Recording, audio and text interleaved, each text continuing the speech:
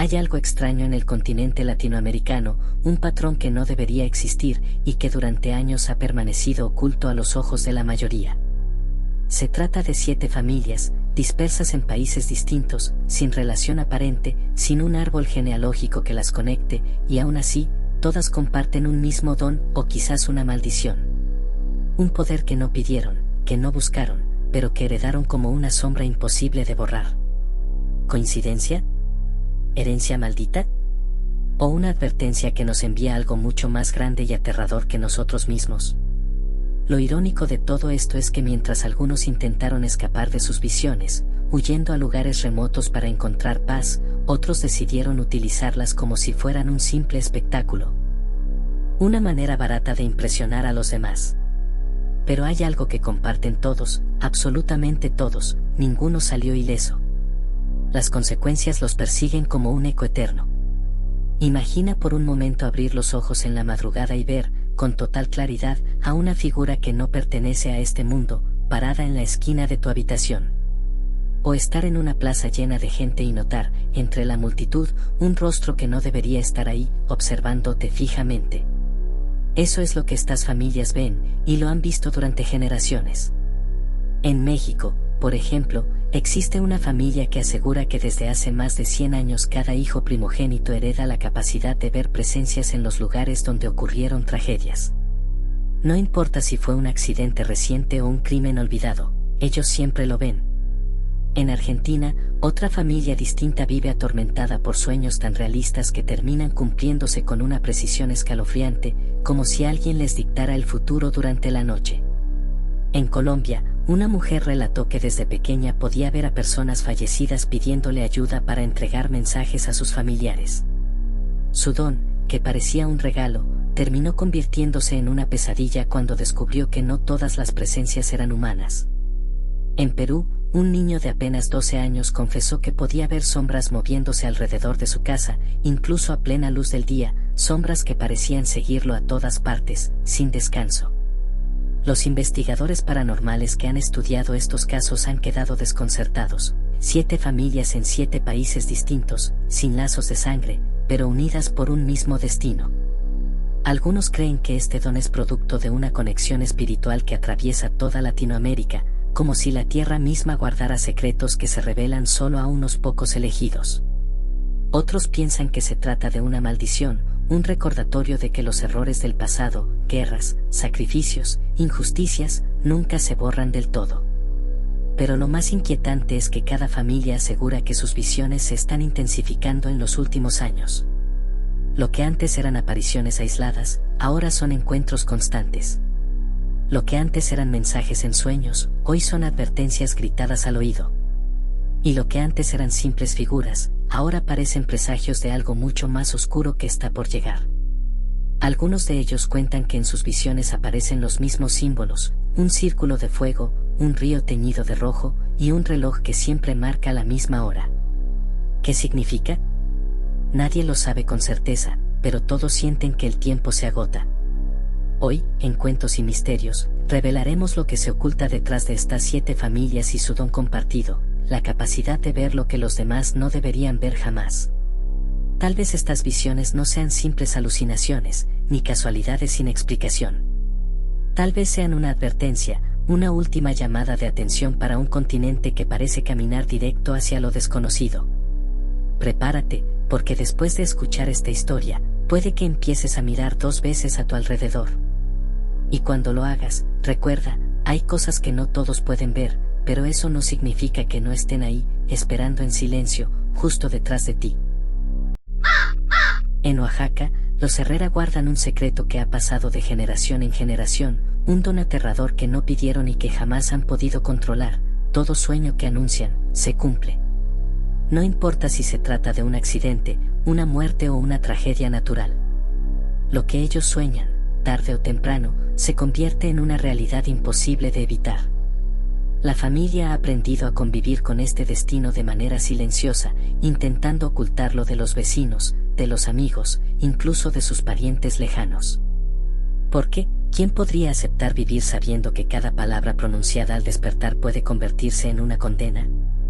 Lucía, la hija mayor, recuerda uno de los episodios más crueles. Una madrugada, entre sollozos, le contó a su madre que había soñado con su hermano menor, Julián, ahogado en un río. La familia intentó tranquilizarla, pensando que tal vez era solo un mal sueño, fruto de la imaginación o de alguna película que había visto. Sin embargo, 7 días después, la pesadilla se hizo realidad. Julián fue encontrado sin vida, atrapado en la corriente de un río cercano. Desde entonces, ningún sueño en esa casa volvió a ser tomado a la ligera. Lo irónico, y a la vez trágico, es que con el paso de los años, los Herrera dejaron de dormir juntos. No porque quisieran protegerse, sino porque cada noche se convertía en un campo de batalla de voces temblorosas y llantos repentinos. Cada uno de ellos temía escuchar las pesadillas de los demás, porque sabían que eran anuncios de desgracias inevitables. Dormir en esa casa es como acostarse sobre una bomba de tiempo, sin saber cuándo estallará. Los vecinos hablan en susurros. Algunos aseguran que la familia está maldita desde hace más de un siglo, cuando un ancestro de los Herrera fue acusado de pactar con fuerzas oscuras a cambio de riqueza y poder. Otros piensan que son elegidos por alguna fuerza divina para advertir de lo que viene, pero que el peso de esa misión los consume lentamente. Sea como sea, nadie se atreve a entrar de noche en esa casa. Se dice que incluso estando despiertos, los Herrera pueden murmurar palabras que no parecen suyas, como si fueran dictadas por voces invisibles. Con el tiempo, aprendieron a llevar un registro secreto de todos los sueños. Libretas llenas de fechas, nombres y descripciones perturbadoras reposan escondidas en un viejo baúl de madera.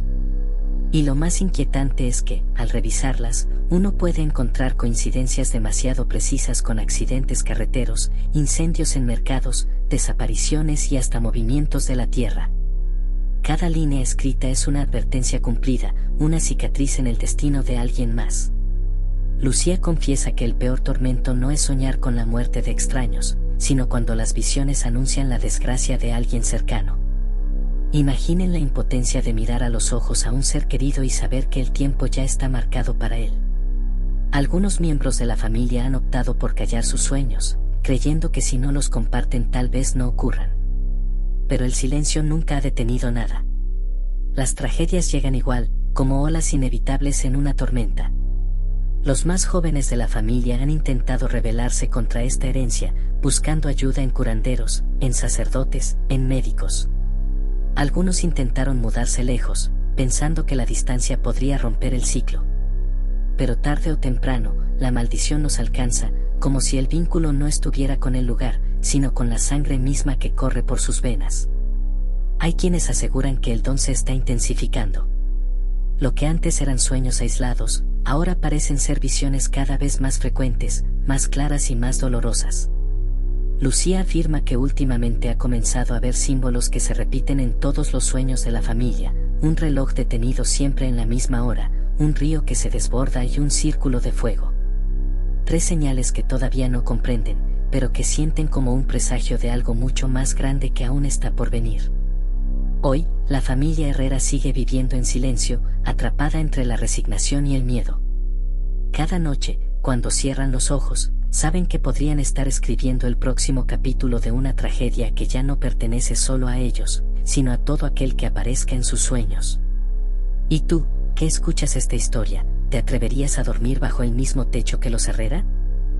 En Antioquia, Colombia, los Cárdenas viven frente a un antiguo cementerio que parece observarlos día y noche. No es un detalle menor ni una simple coincidencia, porque desde hace 3 generaciones aseguran que pueden escuchar a los muertos hablar. Y lo inquietante es que no ocurre en sueños, ni como un eco difuso del inconsciente. No. Ellos lo escuchan despiertos, con la claridad de quien conversa con un vecino detrás de la pared. Voces que llegan desde el otro lado, como si los sepulcros fueran puertas abiertas hacia un mundo invisible. Los testimonios coinciden, a veces son murmullos suaves, frases inconexas que apenas logran entender. Pero otras, las voces se transforman en gritos desgarradores que recorren los pasillos de la casa como cuchilladas de aire helado. Lo han escuchado los abuelos, los hijos y los nietos. Nadie en la familia ha podido escapar a esa herencia. Una de las historias más recordadas es la del padre de familia, don Ernesto. Una noche, mientras regresaba a casa, escuchó con claridad una voz femenina que lo seguía desde el cementerio. Primero creyó que era una vecina pidiéndole ayuda, pero al mirar atrás, no había nadie.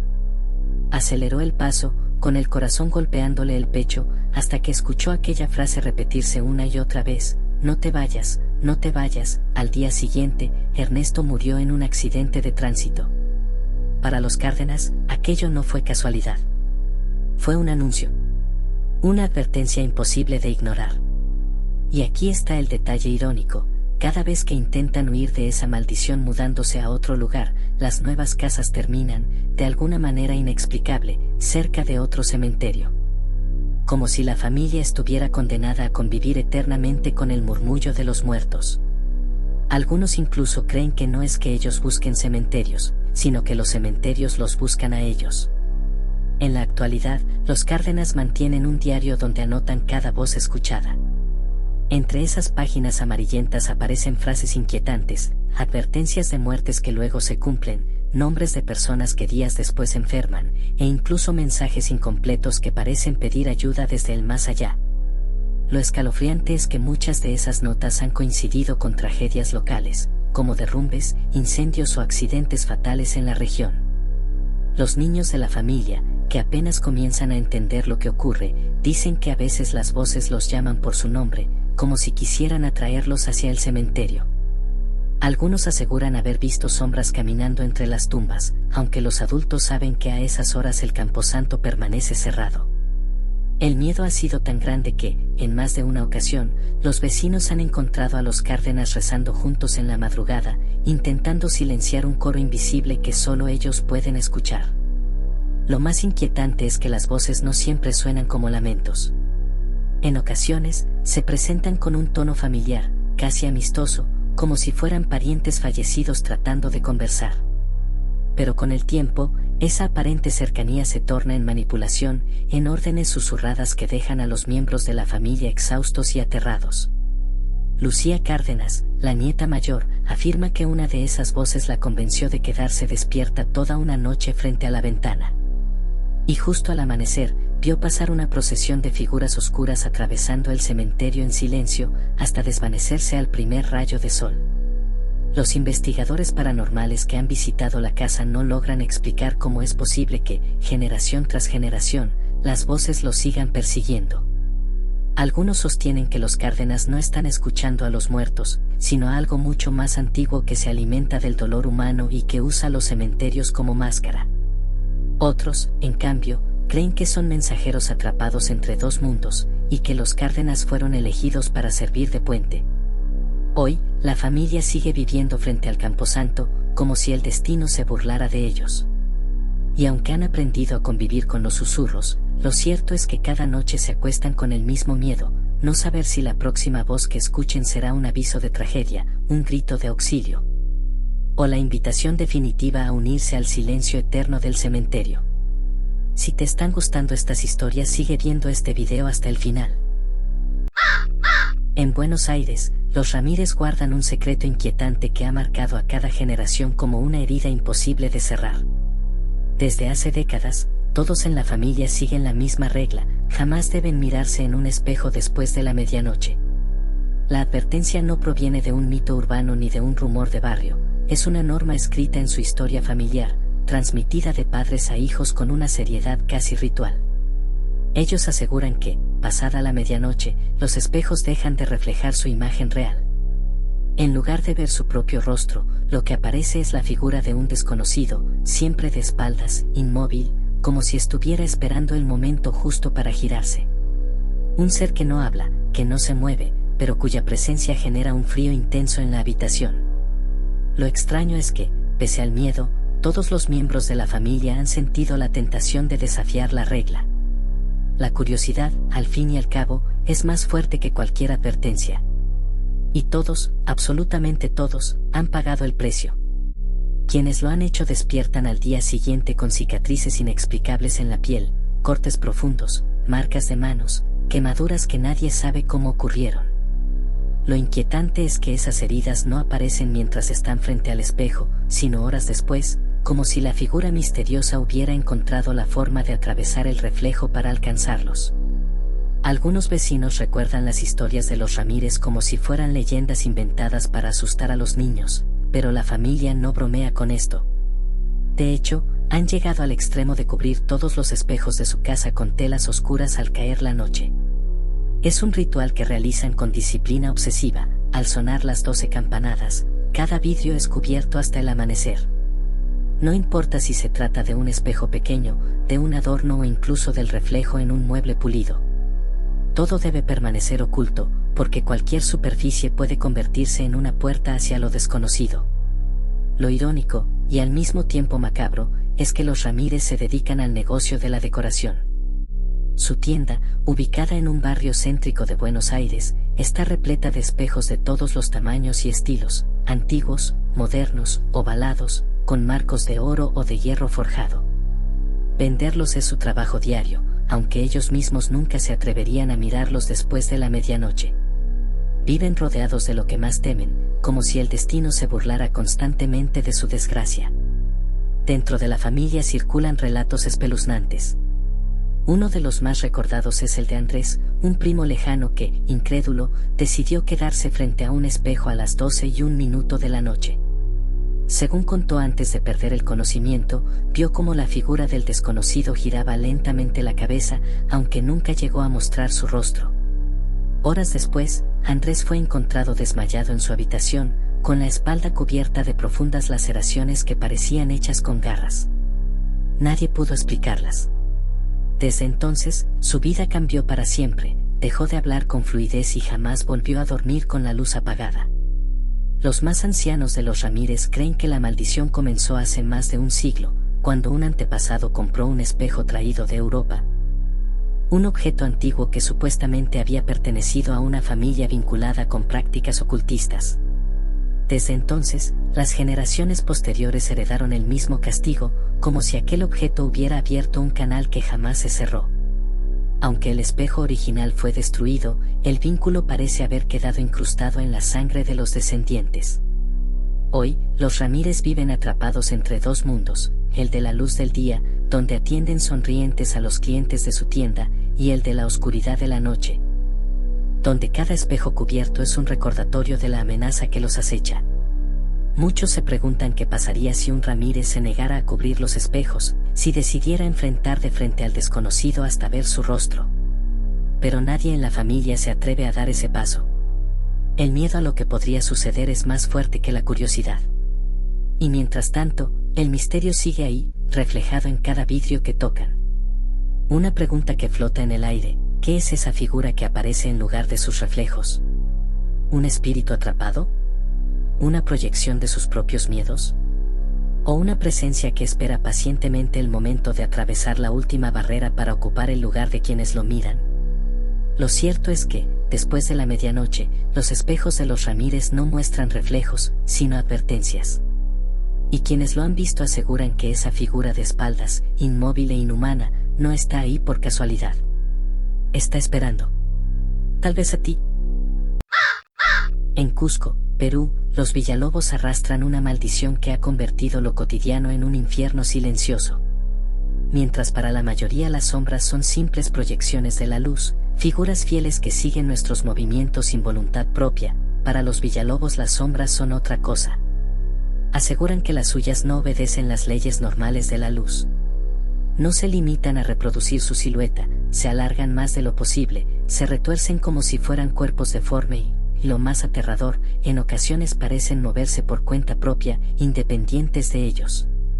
Los relatos familiares son consistentes y perturbadores. Hay noches en las que, aunque la casa esté iluminada por una sola vela, las sombras de los Villalobos se multiplican en las paredes como si hubiera varias personas en la habitación. Otras veces, las sombras aparecen incluso sin luz, como manchas oscuras que reptan por el suelo y las paredes, ignorando por completo la lógica del mundo real. Uno de los testimonios más escalofriantes es el de Camila, una niña de la familia que apenas tenía 8 años cuando vivió una experiencia que marcó su vida para siempre. Asegura que una tarde, mientras jugaba sola, notó que su sombra se movía con un ligero retraso respecto a sus gestos. Primero lo tomó como un juego, imitando sus movimientos para ver cómo reaccionaba. Pero en un momento, la sombra no la imitó, extendió sus brazos y la atrapó de los pies, arrastrándola hacia un cuarto oscuro al final del pasillo. Camila gritó con todas sus fuerzas y apenas logró escapar cuando su madre encendió las luces. Desde entonces, la niña no puede dormir si no hay lámparas encendidas a su alrededor. El problema no se limita a un miembro de la familia. Todos los Villalobos, en mayor o menor medida, han sentido como sus sombras adquieren vida propia. Algunos cuentan que las han visto gesticular de maneras imposibles, como si intentaran hablar. Otros dicen que en los espejos las sombras aparecen más oscuras y distorsionadas que sus propios cuerpos, como si pertenecieran a alguien más. Y lo más inquietante, varias veces han notado que sus sombras permanecen inmóviles mientras ellos caminan, observándolos desde el suelo como si fueran entidades separadas. Los ancianos del pueblo cuentan que la maldición comenzó hace más de 2 siglos, cuando un antepasado de los Villalobos trabajaba en construcciones coloniales y, por avaricia, robó piedras de un templo inca dedicado al sol. Según las leyendas, aquel robo desató la ira de los antiguos guardianes de la luz, condenando a toda su descendencia a ser perseguidos por sombras rebeldes, oscuridades que no pertenecen del todo a este mundo. Intentaron buscar ayuda en sacerdotes y chamanes, pero nadie pudo liberarlos. Algunos curanderos lograron apaciguar los fenómenos durante semanas, pero tarde o temprano las sombras volvían, más agresivas, más conscientes de su poder. Hay quienes creen que estas sombras no son simples proyecciones deformes, sino seres que habitan entre nuestro mundo y el otro, usando a la familia como ancla para manifestarse. Con el paso de los años, los Villalobos han desarrollado costumbres extrañas. Evitan pararse frente a paredes blancas porque dicen que allí sus sombras se ven más nítidas y peligrosas. Cubren ventanas y espejos al anochecer para impedir que sus figuras aparezcan en superficies donde no deberían. Y lo más curioso, algunos miembros prefieren caminar en la oscuridad total antes que encender una luz y enfrentarse a las formas que los siguen. La ironía es inevitable, mientras la mayoría teme a la oscuridad, los Villalobos le temen a la luz, porque la luz es la que da vida a las sombras. Viven literalmente con miedo a lo más básico y cotidiano, su propia sombra. Hoy, la familia continúa atrapada en este destino inexplicable. Nadie de afuera ha logrado captar las anomalías en fotografías o videos, como si las sombras solo se mostraran ante sus dueños. Pero para ellos, la amenaza es real, constante, imposible de ignorar. Y cada día se preguntan lo mismo: ¿qué pasará si una de esas sombras, algún día, logra separarse por completo de su cuerpo? Quizá entonces, los Villalobos dejen de tener sombra, porque la sombra habrá encontrado una vida propia y un propósito oscuro que nadie puede imaginar. Los Duarte cargan con una maldición que los ha condenado a vivir entre el miedo y el silencio. No es una superstición pasajera ni un simple rumor de barrio. Ellos aseguran que cada vez que hablan en lugares silenciosos, su voz nunca regresa de la manera habitual. Su eco no repite lo que han dicho, sino que responde con palabras diferentes, mensajes que nadie de ellos pronunció. Lo inquietante es que no se trata de un fenómeno aislado. Desde hace varias generaciones, cada Duarte ha experimentado este eco personal, una réplica burlona que no sigue las leyes del sonido, sino las de un misterio mucho más oscuro. Algunos creen que es la voz de algo que habita entre los muros, otros que se trata de un ente que los imita desde otra dimensión, esperando el momento adecuado para manifestarse. El testimonio más escalofriante ocurrió cuando la madre de familia, doña Mariana, llamó a su hijo en un pasillo vacío de la casa. Gritó con fuerza: «¡Ven aquí!». Lo que regresó no fue un eco común, sino una frase que heló su sangre: «Ya voy, pero no estoy solo». Desde entonces, comprendieron que no era seguro alzar la voz en lugares donde nadie más pudiera responder. Los Duarte intentaron ignorar la maldición, pensando que tal vez era producto de su imaginación, un juego de la mente condicionado por el miedo. Pero los años demostraron que el eco tenía voluntad propia, una conciencia que parecía crecer con el tiempo. Años después, el hijo menor, Daniel, desapareció sin dejar rastro. Nadie lo vio salir, no hubo señales de secuestro ni de fuga. Solo un detalle quedó grabado en la memoria de la familia: lo último que escucharon antes de perderlo fue un eco que respondió desde lo profundo de la casa. Una voz idéntica a la suya que murmuró: «Ahora es mío». Esa fue la confirmación definitiva de que el eco no era un fenómeno natural, sino una presencia con intenciones siniestras. Desde entonces, los Duarte han cambiado su forma de vivir. En reuniones familiares, evitan hablar en voz alta. Prefieren comunicarse por escrito, pasando papeles con frases cortas o gesticulando entre ellos.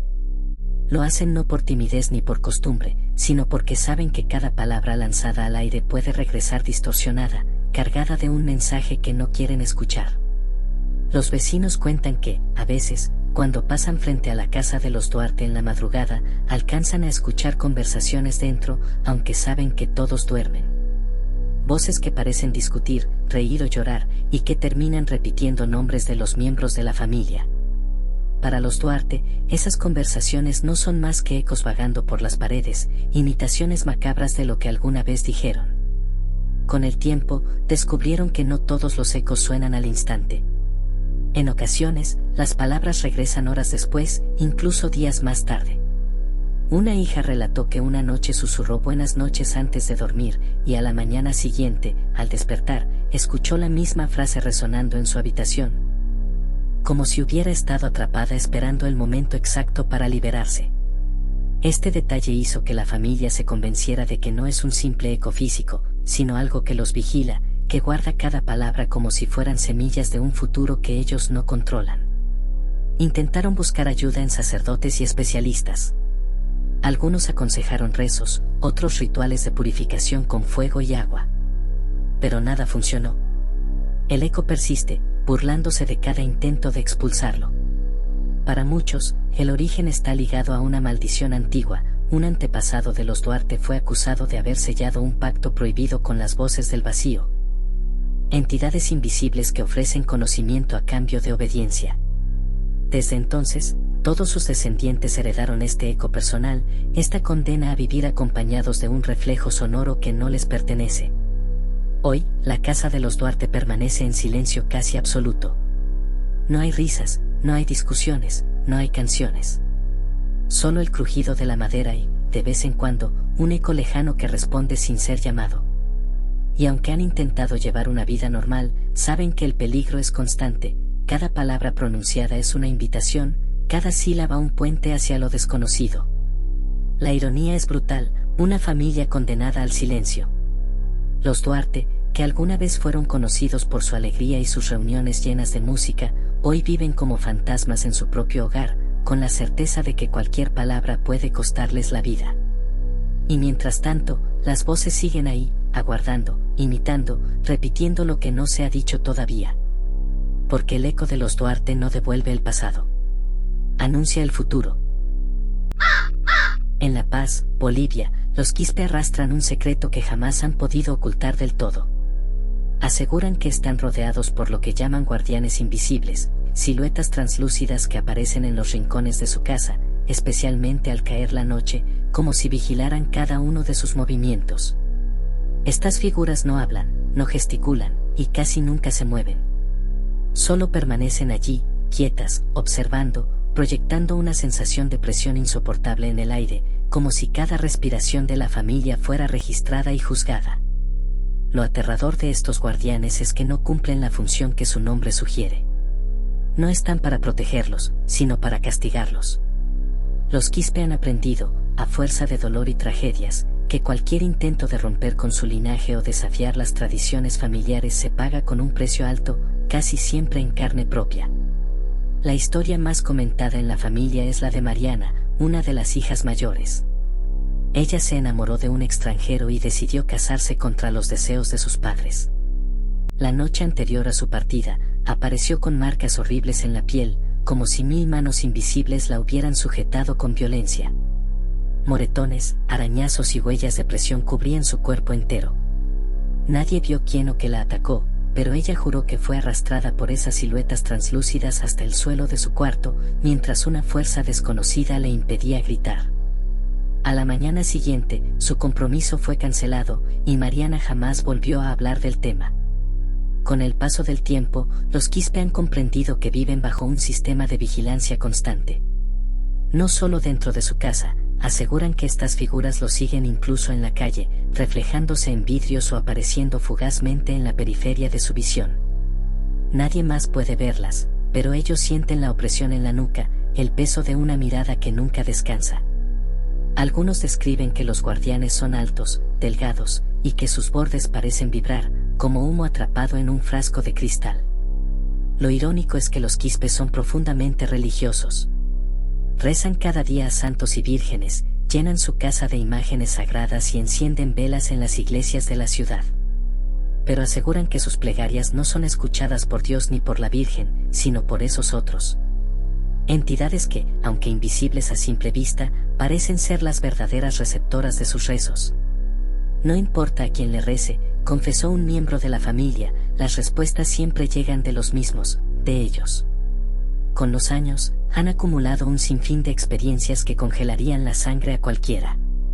Un tío, que intentó mudarse a otra ciudad para empezar de nuevo, fue encontrado con el rostro cubierto de moretones, incapaz de recordar lo que le había pasado. Otro miembro, que habló abiertamente del secreto familiar con personas ajenas, amaneció con la boca marcada por heridas profundas, como si alguien invisible hubiera intentado coserle los labios. Los investigadores paranormales que han escuchado su historia hablan de los guardianes como entidades de control. Algunos piensan que se trata de espíritus ancestrales, guardianes de un pacto hecho hace siglos por los primeros Quispe, un pacto que aseguraba prosperidad a cambio de obediencia absoluta. Otros sostienen que los guardianes no son espíritus, sino algo más antiguo, una energía consciente que se alimenta del miedo y que mantiene a la familia como prisionera de su linaje. Los más jóvenes de los Quispe han intentado rebelarse, pero saben que todo intento tiene consecuencias. Viven con miedo de enamorarse, de hablar demasiado, incluso de pensar en abandonar a la familia. Ellos lo saben todo, dicen. Lo ven todo. Y nunca perdonan. Hoy, los Quispes siguen rezando, siguen acudiendo a misa y encendiendo velas, aunque en su interior estén convencidos de que la fe no los protege, sino que alimenta a esas figuras que nunca se marchan. La casa continúa llena de estampitas y rosarios, pero al caer la noche, lo único que domina es el silencio opresivo de las esquinas ocupadas por los guardianes. La verdadera ironía es que, aunque recen al cielo, los Quispes saben que sus plegarias se hunden en otro lugar. Y lo peor, sienten que algún día los guardianes dejarán de observar, para finalmente actuar. En Mérida, la familia Salazar vive con un secreto que jamás ha podido ocultarse del todo. Comparten un don, o una condena, que se repite cada medianoche sin excepción, reciben visitas de seres que parecen humanos, pero que no lo son. Nadie sabe de dónde vienen ni a dónde van, pero todos coinciden en lo mismo, llegan a la puerta, tocan con suavidad, piden un vaso de agua, entran a la casa como si fueran invitados de confianza. Y luego desaparecen sin dejar rastro. No se trata de simples alucinaciones. Los vecinos lo confirman una y otra vez, siempre a las 12 en punto, luces extrañas descienden sobre el techo de la casa, proyectando un resplandor blanquecino que ilumina el patio como si fuera de día. Después, el silencio absoluto, y finalmente, los pasos que se acercan hasta la puerta principal. Los Salazar aprendieron desde hace generaciones que resistirse no sirve de nada. Quienes intentaron negarse a abrir o se atrevieron a cerrar con llave, pagaron un precio terrible. El abuelo de la familia todavía es recordado por lo que le ocurrió una noche, se negó a recibir a los visitantes, y en la mañana apareció tirado en el suelo, con la piel helada, los labios resecos y los ojos abiertos de par en par, como si hubiera muerto de sed en pleno hogar. Desde entonces, los Salazar dejaron de pelear contra lo inevitable. Los relatos dentro de la casa son perturbadores. Quienes han visto a los visitantes de cerca aseguran que su apariencia es engañosamente humana, hasta que uno se fija en los detalles.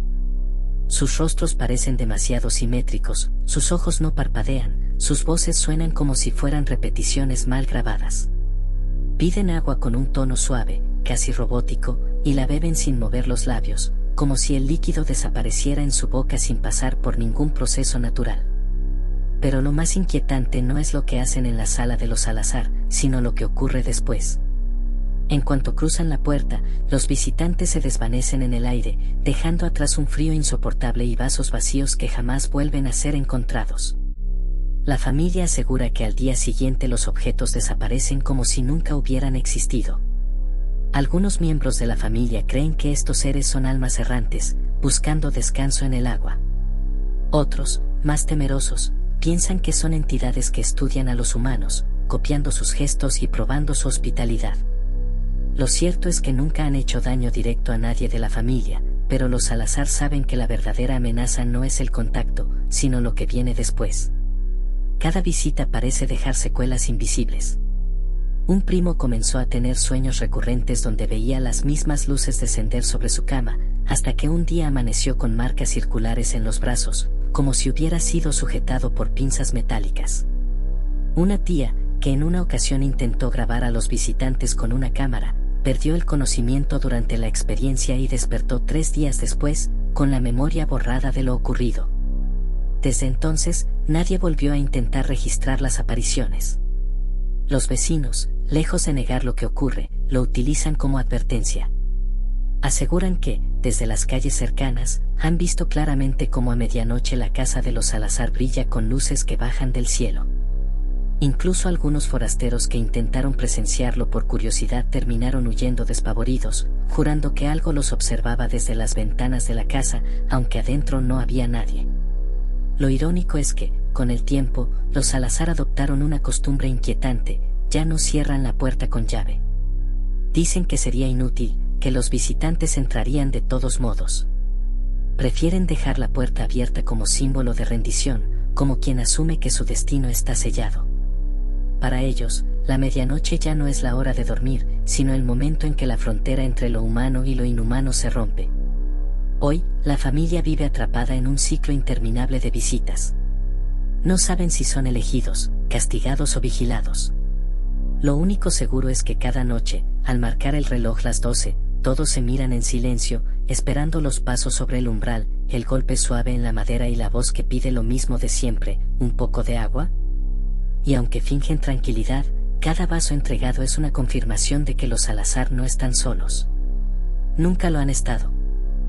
Consultamos a expertos en fenómenos paranormales y psicología cultural, intentando encontrar una explicación que encajara dentro de lo posible. Pero las respuestas fueron tan variadas como inquietantes. Algunos psicólogos sugieren que estas familias comparten una predisposición genética a experimentar estados de conciencia alterados, sueños premonitorios, alucinaciones hipnagógicas, episodios de sonambulismo colectivo. Según ellos, la mente humana, bajo ciertas condiciones biológicas y culturales, puede crear experiencias tan intensas que terminan sintiéndose más reales que la realidad misma. Hablan de cerebros que, por herencia, son más sensibles a lo invisible, más vulnerables a procesar símbolos y sombras como si fueran hechos concretos. Otros especialistas, con un enfoque antropológico, creen que todo se trata de supersticiones transmitidas de generación en generación. Historias de abuelos que pasaron a padres, de padres a hijos, hasta convertirse en verdades inquebrantables. En este marco, las tragedias o coincidencias solo refuerzan la creencia, dándole más fuerza a un mito que crece con cada nueva experiencia. Según esta visión, no existen dones sobrenaturales, sino narrativas familiares que moldean el modo en que cada miembro percibe el mundo. Sin embargo, entre los investigadores más oscuros, aquellos que no descartan la posibilidad de fuerzas invisibles, aparece un patrón inquietante. Coinciden en que no se trata de simples casualidades: 7 familias, en 7 países distintos de Latinoamérica, todas marcadas por dones que rozan lo macabro. Y lo más perturbador es el vínculo que une sus habilidades: todas giran en torno a la muerte, los reflejos distorsionados, las voces del más allá o la presencia de entidades invisibles. Ninguna habilidad está relacionada con la vida, con la creación o con lo positivo. Todo parece orientado hacia un mismo eje: lo oculto, lo fúnebre, lo incontrolable. Para algunos expertos, esto no puede ser accidental. Hablan de un posible origen común, un suceso ancestral que se habría ramificado a lo largo de los siglos. Tal vez un pacto olvidado con fuerzas desconocidas, sellado por los antepasados de estas familias, que hoy cobra su precio generación tras generación. Otros sugieren que podría tratarse de un mismo linaje disperso, un árbol genealógico fragmentado a lo largo del continente, cuyas raíces permanecen invisibles pero conectadas. La pregunta inevitable surge, ¿acaso estamos frente a un mismo origen oculto? ¿O estas 7 familias son piezas de un rompecabezas más grande, apenas la superficie de algo que se extiende en silencio? Algunos investigadores han encontrado paralelismos inquietantes, símbolos repetidos en objetos de las casas, relatos similares en lugares separados por miles de kilómetros, hasta coincidencias en las fechas en que ocurrieron los sucesos más trágicos. ¿Es posible que estemos ante el inicio de algo mayor? Una ola de manifestaciones que apenas comienza a mostrarse en estas familias, pero que con el tiempo podría extenderse más allá de ellas. Si estos dones no son individuales, sino síntomas de un fenómeno global, ¿qué ocurrirá cuando se manifiesten en cientos, miles de personas? Los más escépticos lo reducen a un fenómeno cultural, miedo compartido, sugestión, mitos que se retroalimentan. Pero los que se han sentado frente a estas familias, los que han sentido la presión del silencio en sus casas, los que han visto los rastros físicos en sus cuerpos, saben que la explicación psicológica no basta. Hay algo más. Algo que se oculta detrás de cada sombra, detrás de cada reflejo torcido y de cada voz que responde donde no debería haber nadie. Hoy, el continente guarda silencio, pero los relatos siguen creciendo. Y mientras más investigamos, más claro queda que estas familias no están solas, ni lo han estado nunca. La verdadera incógnita no es si comparten un origen común, sino cuánto tiempo falta para que ese origen se manifieste ante todos nosotros. Hoy llegaste al final de un viaje perturbador. Conociste a 7 familias, dispersas a lo largo de América Latina, que parecen no tener conexión alguna, y sin embargo, todas comparten un mismo sello, un don paranormal que los atormenta y los persigue. Algunos ven el futuro en sueños que siempre se cumplen, otros escuchan voces de los muertos, otros enfrentan reflejos que no deberían existir o sombras que no obedecen la luz. Todos, sin excepción, han cargado con tragedias inevitables, como si su don fuera más una sentencia que un regalo. Lo que más aterra no es lo que estas familias ven, escuchan o experimentan. Lo realmente perturbador es lo que estos dones parecen anunciar: desgracias que no pueden detener, muertes que no logran evitar, futuros que se repiten con la frialdad de una maldición. Cada familia intenta adaptarse, cada generación busca sobrevivir, pero la historia siempre termina igual: alguien es marcado, alguien es castigado, alguien pierde aquello que más ama. Algunos especialistas hablan de genética, otros de supersticiones heredadas, pero los más oscuros sugieren algo distinto: un patrón. Un vínculo invisible que conecta a estas familias más allá de la sangre y la geografía. ¿Es un pacto ancestral olvidado? ¿Una fuerza antigua que los une en silencio? ¿O el inicio de algo mucho más grande, que apenas comienza a manifestarse? Piénsalo: 7 familias, en 7 países distintos, con dones que giran en torno a la muerte, a lo invisible, a lo que debería permanecer oculto. ¿De verdad crees que todo esto es simple casualidad? ¿O podría ser que estas historias son piezas de un rompecabezas mucho más amplio, un rompecabezas en el que quizás, sin saberlo, también estamos incluidos? Ahora la pregunta es para ti. ¿Qué piensas realmente? ¿Son coincidencias o señales de un vínculo oscuro que se expande más allá de lo que imaginamos?